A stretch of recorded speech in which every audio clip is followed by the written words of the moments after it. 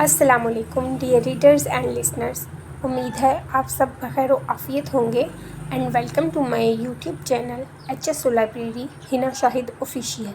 میں ہوں آپ سب کی ہوسٹ فاطمہ شاہد اور آج میں آپ کے لیے حسرت ناول کا پارٹ 3 لے کر حاضر ہوئی ہوں۔ حسرت ناول جسے تحریر کیا ہے ہنا شاہد نے۔ امید ہے آپ سب کو یہ ناول بہت پسند آ رہا ہوگا۔ ناول سٹارٹ کرنے سے پہلے اگر آپ نے میرے چینل کو سبسکرائب نہیں کیا تو چینل کو سبسکرائب کر دیں، لائک، شیئر اور کمنٹ کرنا مت بھولیے گا۔ ڈیئر فرینڈز، اب ہم شروع کرتے ہیں حسرت ناول کا پارٹ 3۔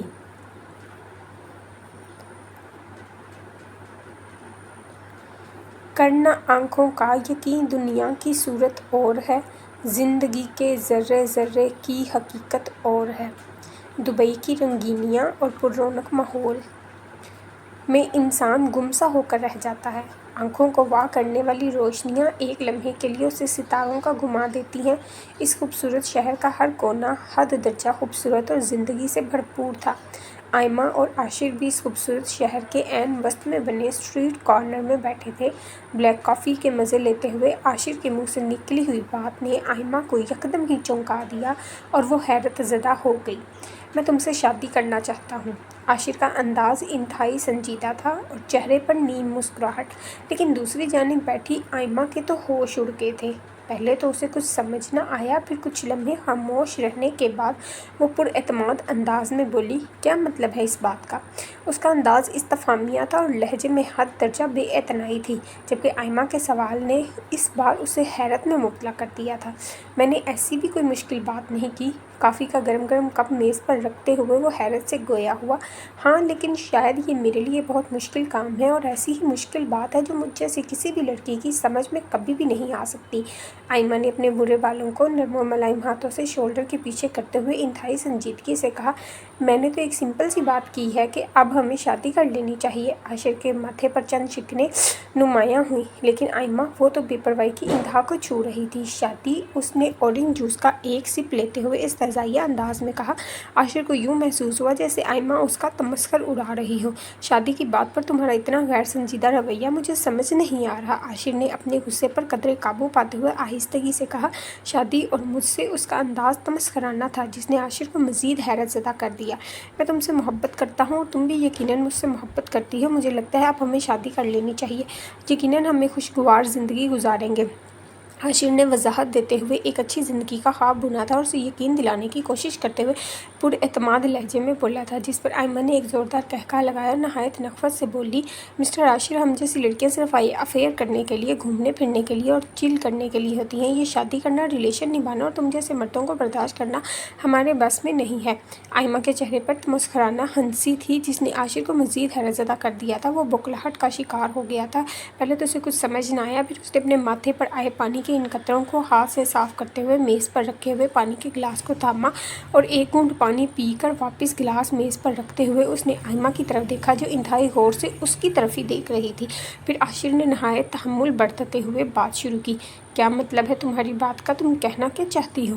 عاشر کے چہرے پر سنجیدگی کے تاثرات واضح دکھائی دے رہے تھے۔ مطلب صاف ہے، میں تم سے شادی نہیں کر سکتی، بلکہ میں تو کسی کے ساتھ بھی شادی نہیں کر سکتی، آئمہ نے جھٹ سے جواب دیا۔ پھر کچھ لمحے خاموش رہنے کے بعد گویا ہوئی، جبکہ عاشر وہ تو اس کے انداز کو دیکھ کر خاموش بت بنا بیٹھا تھا اور آئمہ کی جانب ٹکٹکی باندھے دیکھے جا رہا تھا۔ گھومنا پھرنا، مزہ کرنا، تم جیسے مردوں کے لیے تفریح کا سامان کرنا، گفٹ لینا اور عیش کرنا، بس یہی ہماری زندگی ہے۔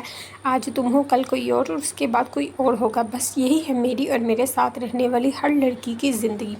آئمہ جس بہادری کے ساتھ اپنی حقیقت بیان کر رہی تھی، بغیر کسی ڈر اور خوف کے، وہیں عاشر کو خود بھی معلوم نہیں تھا کہ اس میں اس قدر برداشت کہاں سے آ گئی ہے جو وہ خاموشی سے آئمہ کی ساری صفاقانہ باتیں سن رہا تھا۔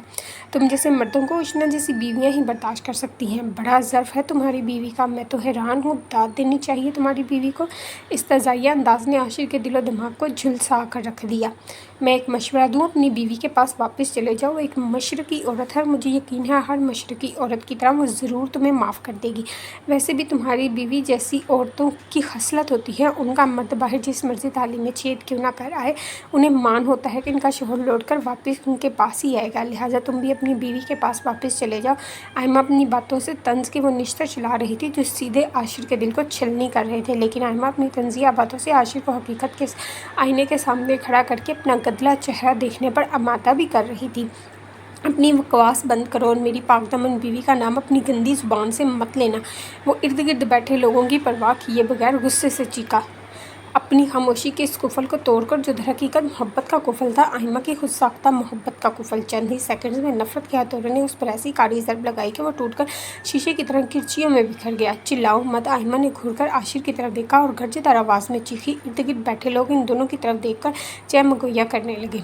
अपना और मेरा तमाशा बनाने की कोशिश ना करो, वो अपने गुस्से पर काबू पाते हुए नहाए तहम्मुल से बोला। अच्छा ठीक है, अगर तुम चाहते हो कि मैं खामोशी से तुम्हारी ज़िंदगी से और यहाँ से चली जाऊँ तो मेरी एक शर्त है। आइमा ने आहिस्तगी से टेबल पर अपनी दोनों कोहनियाँ मुहतात अंदाज में रखते हुए कहा। शर्त?